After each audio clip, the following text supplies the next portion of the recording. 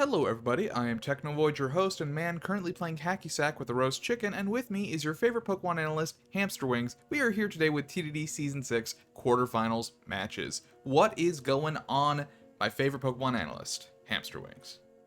Oh, I'm here to get more stuff wrong. Oh, have you gotten stuff wrong recently? I mean, I do frequently. Oh yeah? Okay, well, don't do that. Everything's on the line today. If you get something wrong in these matches, even a single fact, it's over. TDD is over. Forever. I won't be talking for the rest of this video. Okay, alright. So, as we can see here, we have Persians of Alola versus Who Let Her Cook. So for playoffs matches, essentially, it's best of 3. You're allowed to create up to 3 teams. In this case, actually, I think both groups of playoffs matches this week did create 3 teams each. But we're not going to be showing off all of them. We are going to be showing off one match here. From Persians of Alola versus Who Let Her Cook, and then 2 from Card Wizards versus the Mothership. So let's get started here. Looking at these 2 drafts, obviously we have the Tornadus and the Enamorus as very threatening. They have been all season. But how are you feeling about these matchups? Cool. Yeah, no, I agree totally. So I definitely agree with you that the joke's over. Okay. Obviously, you got some sand. You always got some sand. Mega Dancy, which honestly hasn't seen a ton of play for being an S tier. Yep. On Who Let Her Cook side, we see the tried and true Enamorus, Torn, no Raichu, which is pretty notable.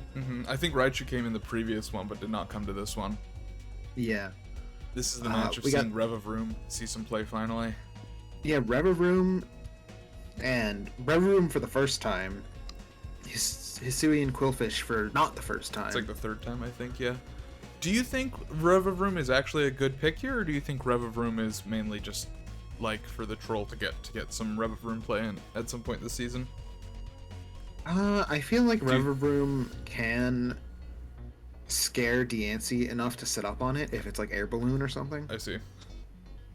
Okay, because looking at like the Excadrill and stuff, like the Revavroom does struggle against like T-Tar and, or maybe not T-Tar, but not Excadrill at least. But yeah, the steel is definitely nice here.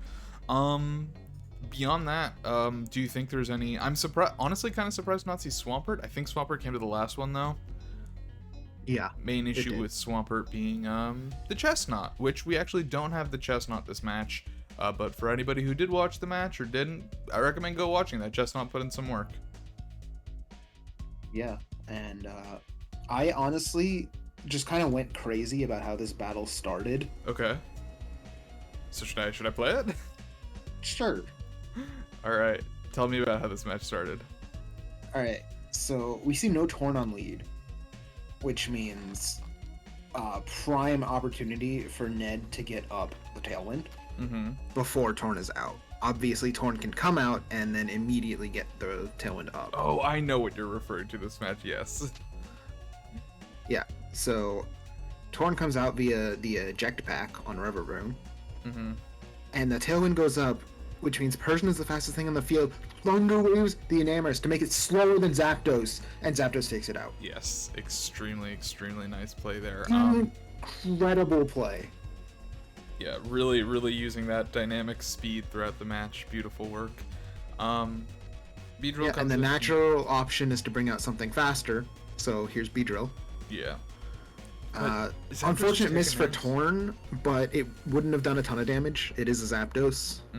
It was probably targeting the other slot. But yeah, I think Laz here simply just did not have enough answers for this Zapdos, really. Well, she has one. And it missed. Yeah. And that was a pretty good answer, all things considered. True enough. The Rock Slide here is just going to take it out. Yeah, this is, it's rough at this point. Yeah, that miss. Those two, the second one more so than the first, but... Did the Icicle Crash didn't kill, did it? I don't believe it killed, but it could have flinched. There goes the safety goggles. So yeah, Revavroom in here. So, I mean, that's kind of the match. Yeah, Revavroom gets the setup, and then it gets crit. we missed those on Beedrill. Look, both of these matches had a fair bit of hacks in them, but we wanted to at least show one. Yeah. And we picked the one with the amazing opening from Ned. Yeah, I think that opening was extremely pivotal. Both openings were honestly pivotal with between the wide guard into discharge, which I did not even know wide guard protected you from your allies' spread moves. So that's something I learned. And then this match, obviously, with using just the dynamic speed to decimate that that fucking carry of a Pokemon prior to it being able to really do anything. Yeah, But that just is really, really good assessing the threat. yeah, I think really great play from Ned both of these matches. The Zapdos obviously putting in an immense amount of work. Anything you think Who Let Her Cook should have done differently? I mean, Enamorus and Tornadus really are just such strong Pokemon here, but do you think there's, like, should they have not led, or what's the difference there? I feel like you just kind of have to pull Enamorus out in front of Zapdos. Yeah, I can see that. Alrighty, well, with that being said, let's get on into Card Wizards versus the Mothership. Here we got 2 matches. We're going to be starting off with Game 2 here. Talk to me about these drafts. Talk to me about these picks. Well, first of all, Game 1 went to Degree. Yes. Pretty convincingly. Yes, yeah, I believe it was a 4-0. Tusk really went in. Tusk is just showing some fucking nutso strats these matches. Yep, and this here is Game 2. Yes. So we've got the Electros. He always shows up. Well, not always. He always shows up when he's needed. Okay. And then he does it. He does it big. He does it big? But the same can be said about Farigiraf. That's true. This is when we were in panic mode because Cudchew was bugged. Oh, yeah. Luckily, we knew that Showdown hadn't implemented it at this point. So, I mean, what do you think about these matchups? How do you feel about Tusk into, this team? How do you feel about Dragapult, etc.? It's weird because like Tusk threatens everything, but everything threatens Tusk back. Yeah, I mean Burnt has a pretty hefty amount of special attackers on his side. It's really Kanga's the one thing that isn't. Yeah, and then sometimes. Like it can kill Primarina. Primarina can also kill it. Yeah. It can kill Magnezone. Magnezone can also kill it. So despite the first match being a 4-0, we have seen some team shakeups this time. Who are you giving it to? I'm not sure on team preview.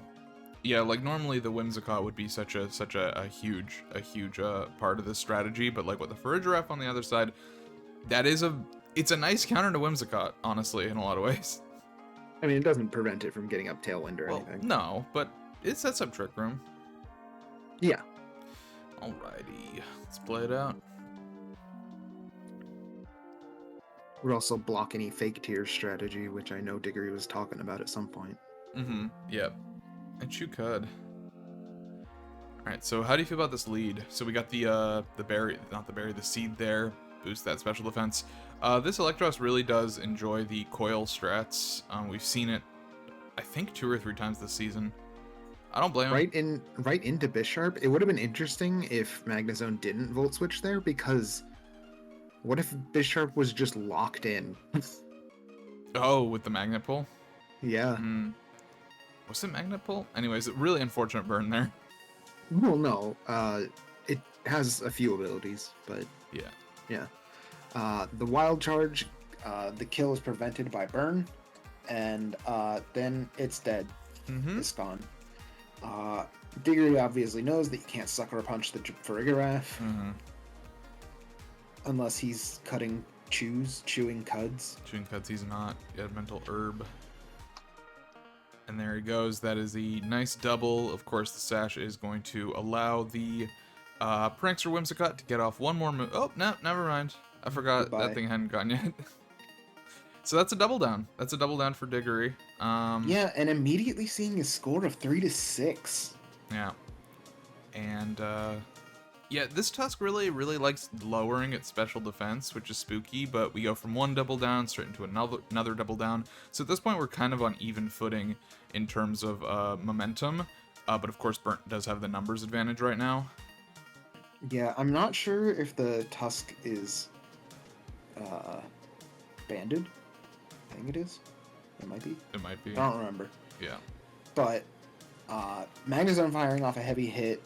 Excellent use of not megging to scrappy fake out the Chandelure. Mm-hmm. Yeah.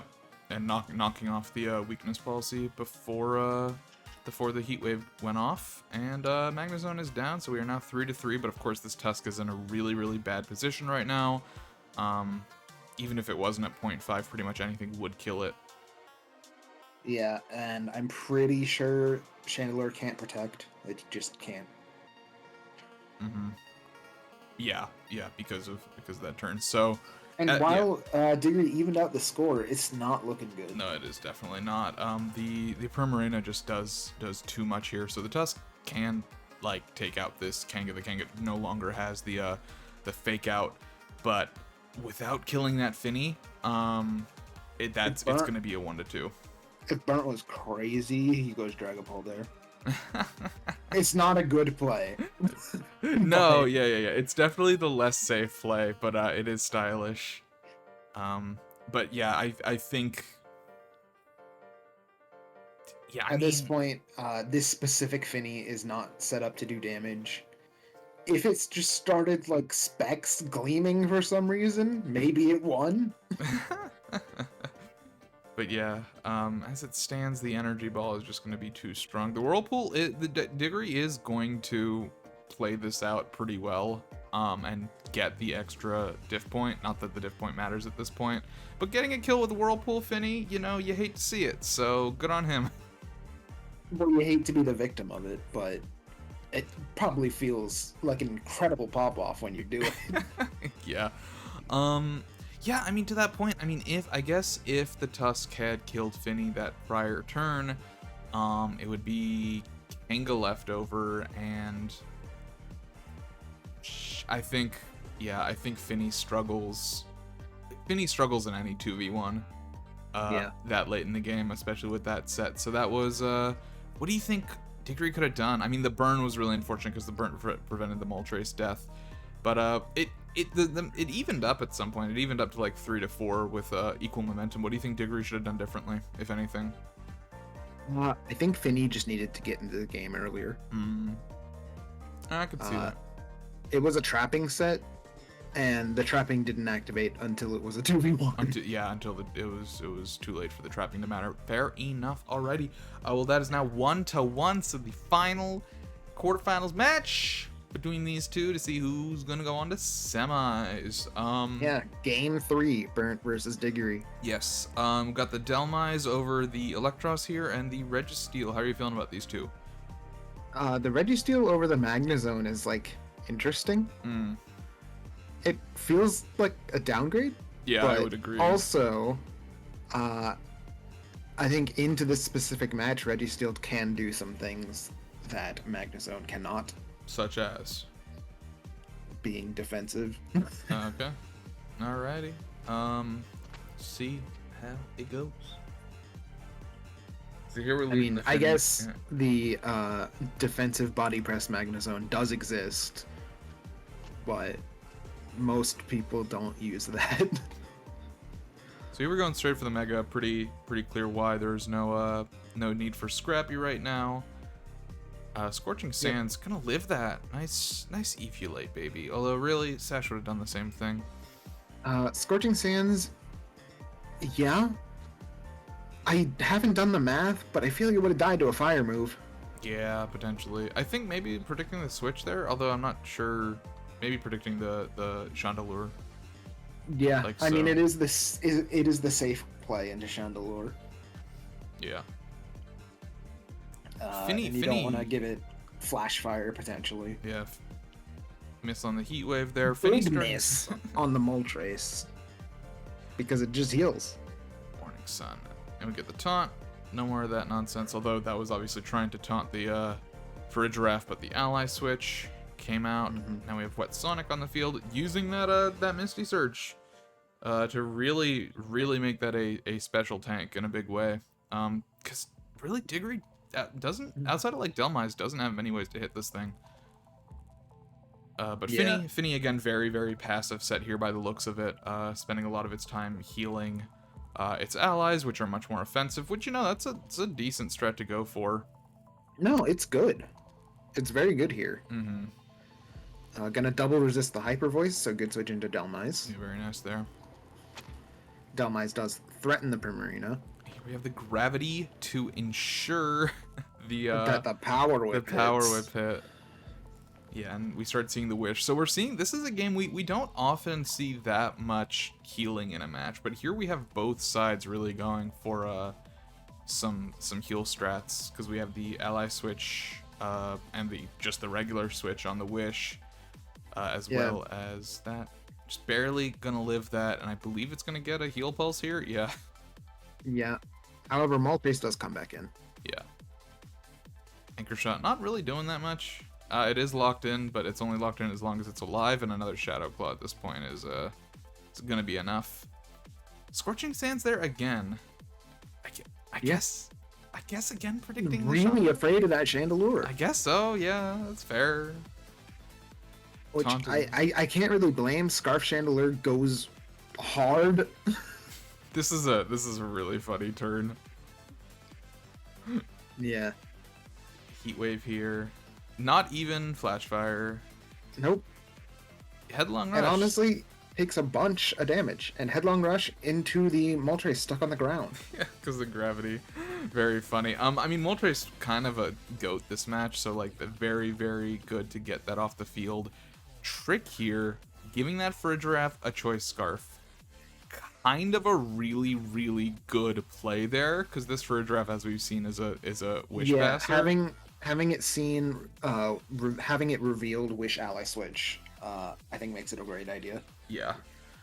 And then suddenly Chandelure not having a scarf doesn't matter because we tailwinding. Hell yeah. However, Registeel eats that. Indeed. And getting the Wish back. But the Registeel, what is it really going to do at this point? I feel like it's kind of a dead slot. It depends what it has. Yeah, I mean, it has Seismic Toss, so I guess it is useful. Maybe it has gravity. More heal pulsing here. Honestly, I worry about doing that on the Tusk, because I feel like the Tusk still dies to a special move. And at this point, Primarina and Moltres are dead, so maybe it's okay. But I feel like as long as that Dragapult's in the back, if it's special... Yeah, but it does reveal Terra Dark, which is now going to resist Dragapult Stab. Yeah, very true. You know, the Tusk is in a great spot here. The Registeel really does feel like it's not doing enough. Obviously, we are going to get the kill here thanks to the Registeel with the triple Seismic Toss. Actually, that's the next turn. Heal Pulse! Yeah. Yay! Very good switch Heal Pulse into Chandelure. Registeel is setting up. I think it's a little slow to be doing that. Yeah. Yeah, at this point, with only 3 things left, it's rough. So yeah, the Finny is going to go down here, which is honestly doesn't really matter at this point. Like, it has healed so many Pokemon up that allowing Diggory to bring in another super offensive threat at this point is like, it doesn't matter, right? Like, I feel like the Registeel needed to switch out a lot earlier here. Yeah, the Tailwind is down, but we do still have priority on the field. Good Terra. Yes. Very good Terra. Yeah, very nice. Preventing the kill on that. Terra Blast gonna kill. Terra Blast that thing. I honestly think Chandelure needed to die. Another miss. Of course, the Heavy Slam isn't going to do fuck all there. Yeah. But that is going to be the match. Yeah, I think as soon as the Tailwind went down, I think Registeel needed to leave. I think Registeel's really nice for, you know, stalling out the Tailwind, but once the Whimsicott is dead, it's not doing anything on the field. Doubles into the Dragapult there. Yeah. Giving Reggie one last turn to suck it all in. The Phantom Force here is going to kill off the Registeel, but Lorb, goodbye. Yeah. That could have gone differently if that wasn't Lord, because it's definitely faster than Tusk. And Terrablast. Airblast might kill. Yeah, I mean, that's a physical set, right? Yeah, I Phantom believe so. Force. Yeah, so probably not. Although at -1, maybe. Yeah. I don't know the calc on that off the top of my head. But Regardless, two extremely close games between them two, and Diggory moving on to semis. indeed. Yeah, I think that match, the Dragapult coming in earlier. Burnt, I noticed from all three of these matches, I think, maybe I'm completely wrong on this front, in which case, that's the end of TDD, but, really reserving Dragapult here for very, very late game.